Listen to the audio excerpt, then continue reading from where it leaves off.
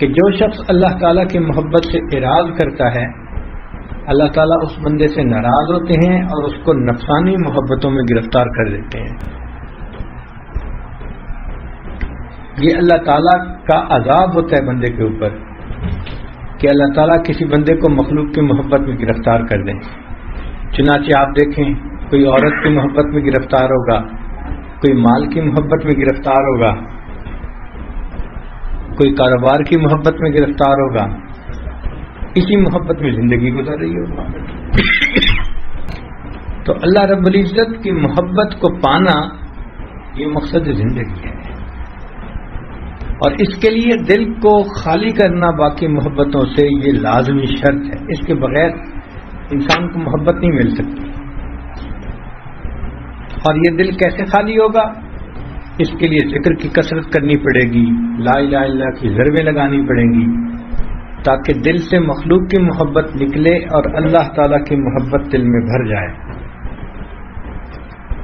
اس لیے سیدنا ابراہیم علیہ السلام کی مبارک زندگی کو دیکھیں, انہوں نے سب کی نفی کر دی تھی ماں سوا کی. انہوں نے فرمایا تھا انی لا احب العافلین, میں ڈلنے والوں سے محبت نہیں کرتا. تو مرنے والوں سے اور ڈھلنے والوں سے کیا محبت کرنی؟ محبت کرنی ہے تو اس ذات سے کریں جو حی و قیوم ہے, ہمیشہ رہنے والی ہے. میر مت مرنا کسی گلفام پر, خاک ڈالو گے انہی اجسام پر. مرنے والوں سے ڈھلنے والوں سے کیا محبت کرنی؟ محبت کرے تو انسان اللہ رب العزت سے کرے جو ہمیشہ رہنے والی ذات ہے.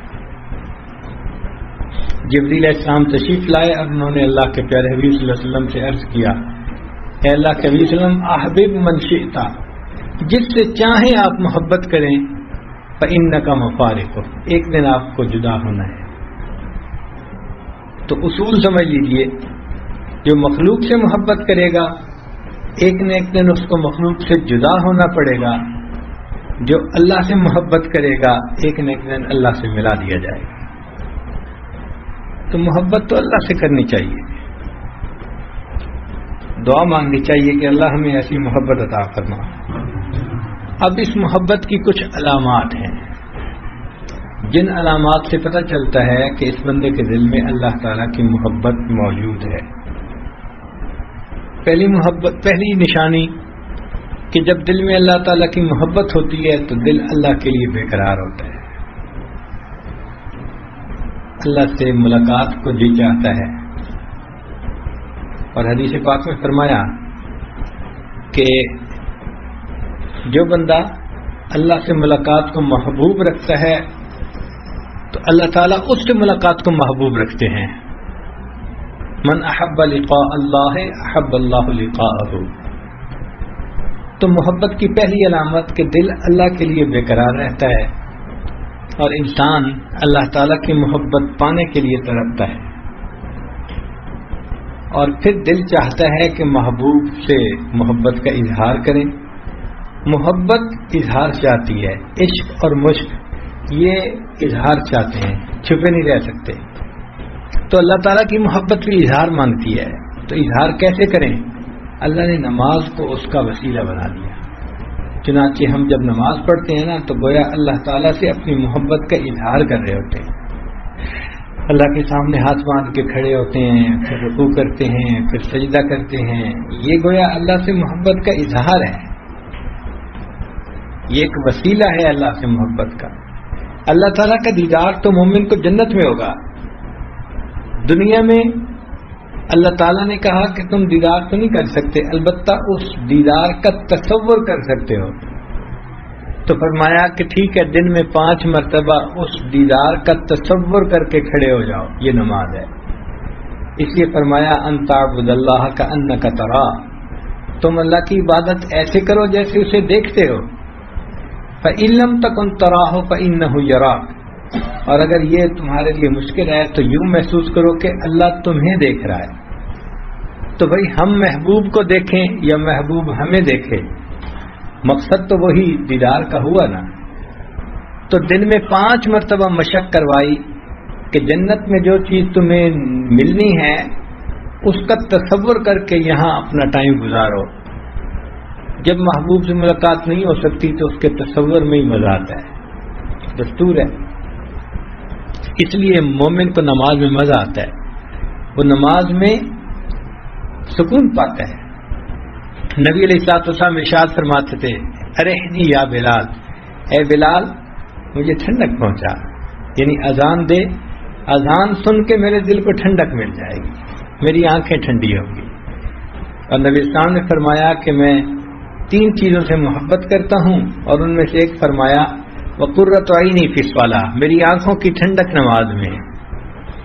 تو یہ اللہ تعالیٰ کی محبت کا نتیجہ تھا کہ اللہ کے حبیب صلی اللہ علیہ وسلم کی نماز میں ایسا مزہ آتا تھا۔ کہتے ہیں کہ ایک بزرگ تھے، ان کے سامنے کسی نے کہہ دیا کہ یہ جنت میں نماز نہیں ہوگی، تو ان کی آنکھوں میں سے آنسو آ گئے۔ کسی نے کہا کہ حضرت رو کیوں رہے ہیں؟ اور ماننے لگے بھئی اگر جنت میں نماز نہیں ہوگی تو پھر جنت میں مزہ ہی کیا آئے گا؟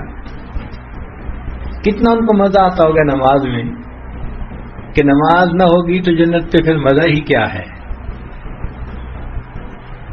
ایک نوجوان آیا اور حضرت حاجی امداد اللہ مہاجر مکی رحمۃ اللہ کے سامنے اس نے بیٹھ کے نا جنت کی باتیں شروع کی، حور و قصور کی باتیں۔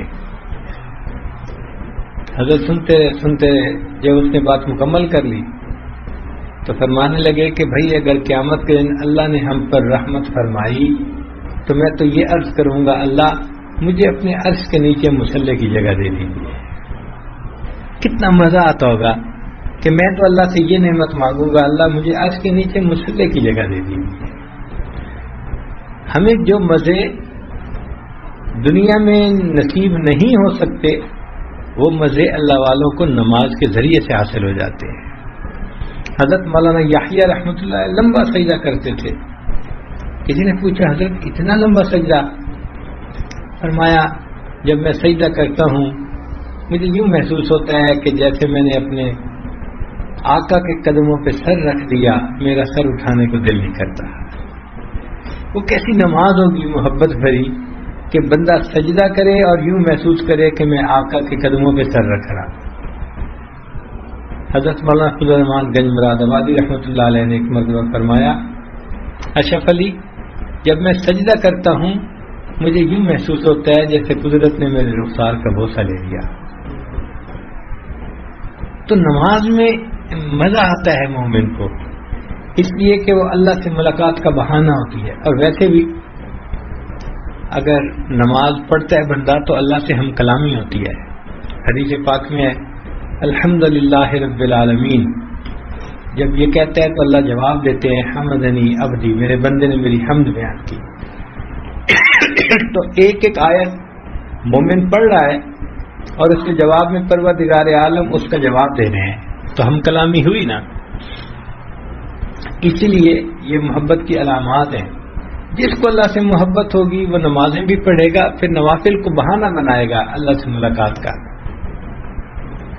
بہانے سے وہ کبھی تحیۃ المسجد پڑھ رہا ہے، تحیۃ الوضو پڑھ رہا ہے، اشراق پڑھ رہا ہے، چاشت پڑھ رہا ہے، ابابین، 5 فرض نمازوں سے وہ محبت کا جذبہ ٹھنڈا نہیں ہوتا، اس لیے وہ بہانے بناتا ہے اللہ سے ملاقات کے۔ تو نماز فوراً نماز اللہ والوں کو آپ دیکھیں گے کہ دن میں بھی پڑھتے ہیں نمازیں، راتوں میں بھی۔ تتجافا جنوبہم عن المضاجع یدعون ربہم خوفا وطمعا ومما رزقناہم ينفقون۔ ایک جگہ فرمایا وَكَانُوا قَلِيلًا مِّنَ اللَّيْلِ مَا يَهْجَعُونَ وَبِالْأَسْحَارِ هُمْ يَسْتَغْفِرُونَ۔ ہمیں تو فجر کے اٹھنے کے لیے بھی الارم لگانے پڑتے ہیں، اس لیے کہ بیٹری کمزور جو ہوئی، جن کو اللہ نے محبت کا جذبہ دیا ہوتا ہے تو ان کے تو اندر بیٹری، ان کے اندر کلاک فٹ ہوتا ہے، بالکل صحیح وقت پہ بستر ان کو اچھال دیتا ہے، وہ کھڑے ہو جاتے ہیں اللہ کی محبت میں۔